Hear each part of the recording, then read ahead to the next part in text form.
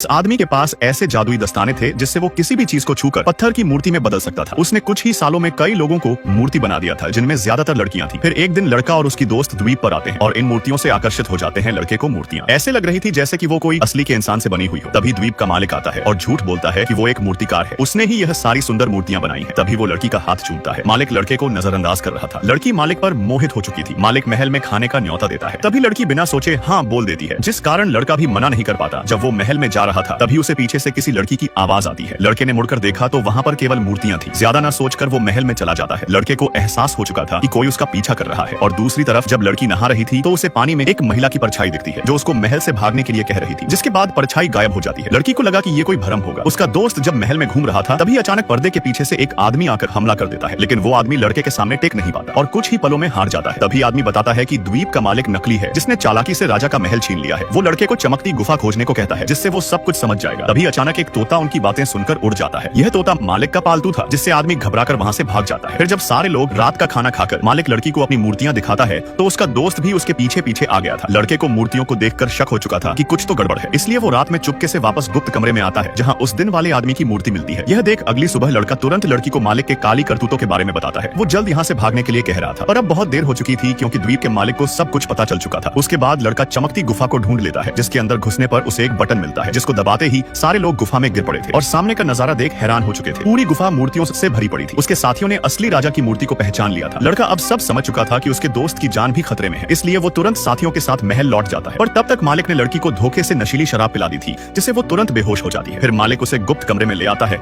और अपने जादुई दस्ताने बाहर निकाल लेता है। फिर लड़की को छूकर उसे मूर्ति में बदल देता है। थोड़ी देर बाद जब लड़का कमरे में पहुंचा तो पत्थर बनी लड़की को देख उसे बहुत गुस्सा आ रहा था। वो मालिक को लड़ने के लिए ललकारता है, पर वो उसके पास जाने से डरता था क्योंकि उसके छूते ही वो भी पत्थर बन सकता था। इसलिए दोनों की अफरा तफरी में मालिक ने कई चीजों को पत्थर में बदल दिया था। लड़का उससे बचते हुए भागकर महल की बालकनी में आ जाता है, जहाँ नीचे एक 100 मीटर की गहरी खाई थी। उसके पास और कोई रास्ता भी नहीं बचा था और जब मालिक उसके नजदीक आता है तभी लड़के ने अचानक से उस पर हमला करके उसको बालकनी से लटका दिया था। फिर उसने मालिक को उसके ही हाथों से उसे मूर्ति में बदल दिया था, जिससे वजन के कारण उसकी मूर्ति टूटकर खाई में गिर जाती है और चकनाचूर होते ही सारी पत्थर की बनी मूर्तियां वापस इंसान में बदल जाती हैं। बेटी की सुरक्षा के लिए उसके माता पिता ने उसे 10 वर्ग मीटर से भी कम जगह वाली एक मशीन में कैद कर दिया। वे प्रतिदिन उसको बाहर से ही खाना पानी देते थे। उनके बीच कोई संपर्क नहीं हो पाता था क्योंकि उनकी बेटी बचपन से ही सेप्टिसीमिया से पीड़ित थी और वह केवल फिल्टर की गई शुद्ध हवा में ही सांस ले सकती थी। उसको लगता था कि उसे जीवन भर इस बड़े ताबूत में रहना पड़ेगा, लेकिन उसने कभी नहीं सोचा था कि एक दिन ऐसी दुर्घटना घट जाएगी। इस दिन शुद्धिकरण कक्ष अचानक बिना किसी कारण के चमक उठा। इससे भी ज्यादा भयावह बात यह थी कि जब उन्होंने शीशे के जरिए देखा कि पीली हवा की एक धारा अचानक सड़क पर बह रही थी। ये हवाएं शहर के सीवर से निकली थी। जिन लोगों ने गलती से पीली हवा को अंदर खींच लिया वे सभी जमीन पर गिर गए। उसके पिता जो सड़क पर चल रहे थे उन्होंने देखा कि एक बड़ा वायु प्रवाह उनकी ओर तेजी से आ रहा है। तभी सड़क पर अचानक अफरा तफरी मच गई और वह व्यक्ति हताश होकर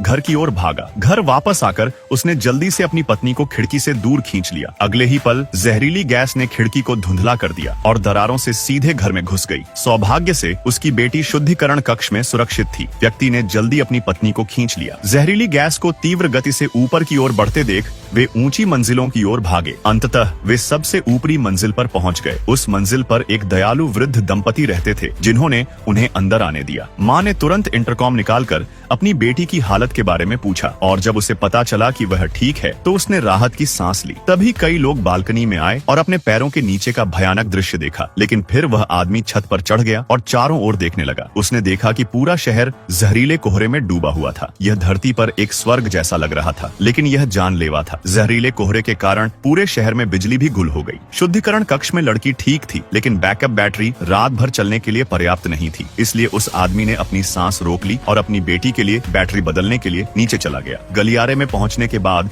उसने धुएं का एक गुब्बार उठाया। हालांकि यह गैस रंगहीन और गंधहीन थी, लेकिन यह वास्तव में जहरीली थी। बैटरी बदलने और वहां आने जाने में 10 मिनट से अधिक समय लगना था, लेकिन 10 मिनट में उसकी मौत भी हो सकती थी। इस समय आदमी को अचानक याद आया कि नीचे एक बूढ़ा आदमी कहता है, जिसके घर में हमेशा ऑक्सीजन सिलेंडर रहता है। अपनी बेटी की सुरक्षा के लिए उसने जोखिम उठाने का फैसला किया और पानी के पाइप के सहारे नीचे उतरने लगा। उस आदमी ने एक गहरी सांस ली और फिर मंजिल तक पहुंचने तक उसने कुछ देर तक अपनी सांस रोक ली। खिड़की तोड़कर वह बूढ़े आदमी के घर में घुस गया। जैसे ही वह तलाशी लेने वाला था, उसने देखा कि एक व्यक्ति जमीन पर पड़ा हुआ है। वह उसका पड़ोसी था, लेकिन अब वह मर चुका है। लेकिन पूरे घर में तलाशी लेने के बाद भी ऑक्सीजन सिलेंडर उसको नहीं मिला। उस व्यक्ति का दम घुटने लगा और फिर वीडियो लाइक करने पर पार्ट 2 मिल जाएगा।